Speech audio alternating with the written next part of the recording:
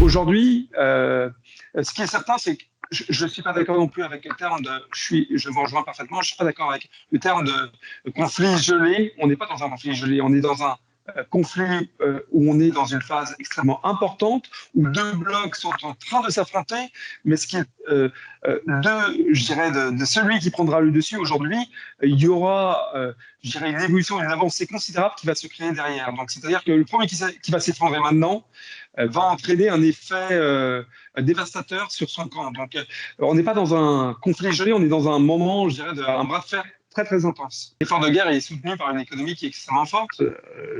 Moi, je ne suis pas économiste, mais ceci étant, pour toutes les personnes qui s'intéressent au sujet et qui écoutent les experts parler de la question, la Russie est assise sur des capacités économiques qui lui permettent justement de déclencher cet effort de guerre sans qu'il y ait je dirais, un saignement du mode de vie de ces populations. Voilà. Donc, non, on n'est pas dans une crise comme vous décriviez, que nos médias en parlaient. L'inflation de 15% me paraît complètement farfelue. Moi, j'ai pas cette problématique au quotidien. Alors, je ne dis pas qu'il n'y a pas d'inflation. Bien évidemment, les prix ont augmenté. Enfin, ils ont augmenté énormément à Paris, ils ont augmenté énormément à Bordeaux, ils ont augmenté énormément à Lyon et dans toutes nos villes de France.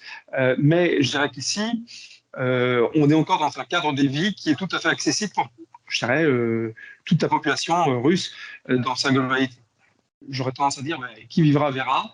Vladimir Poutine a dit quelque chose de tout à fait cohérent dans son débat avec Tucker Carlson à propos de la Chine. Il dit, nous vivons ensemble côte à côte depuis des siècles, et le fait d'avoir des frontières communes nous force inéluctablement, quoi qu'il arrive, à développer je dirais, nos relations économiques, diplomatiques, etc. Donc, la Russie et la Chine seront toujours obligés de s'entendre, seront toujours obligés d'avoir une coopération. Maintenant, effectivement, est-ce qu'il y aura un jour l'un de ces deux pays, on pense à la Chine naturellement, qui prennent l'ascendant et donc qui prennent je dirais, une domination, une dépendance, et qui créent une dépendance pour la Russie vis-à-vis de la Chine.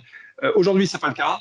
On verra peut-être dans le futur. Il y a une nécessité aujourd'hui de se tourner vers d'autres horizons. On vient d'en parler avant. Et donc, les Russes le font naturellement parce que c'est leur intérêt économique. Par contre, en termes, je dirais, culturels, en termes de proximité dans les modes de vie, il y a une fracture aujourd'hui diplomatique avec l'Occident, mais pour n'importe quel Russe que vous arrêtez à Moscou, à Saint-Pétersbourg, je dirais dans cette partie ouest de la Russie, on va dire ouest de l'Oural, eh bien, les gens se sentent européens, je suis désolé de le dire, mais c'est encore un effet ou une vérité.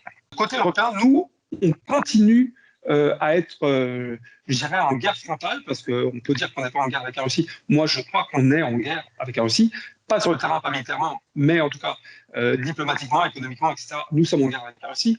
Et je pense qu'aujourd'hui, l'Europe n'est pas prête à accepter sa défaite, parce que négocier, ce serait reconnaître que tous les efforts qui ont été faits jusque-là l'ont été faits en vain. Et à mon sens, l'Europe, nous ne sommes pas psychologiquement, en tout cas nos leaders, je ne parle pas de nous, population, mais nos leaders ne sont malheureusement pas prêts à accepter de reconnaître leurs erreurs.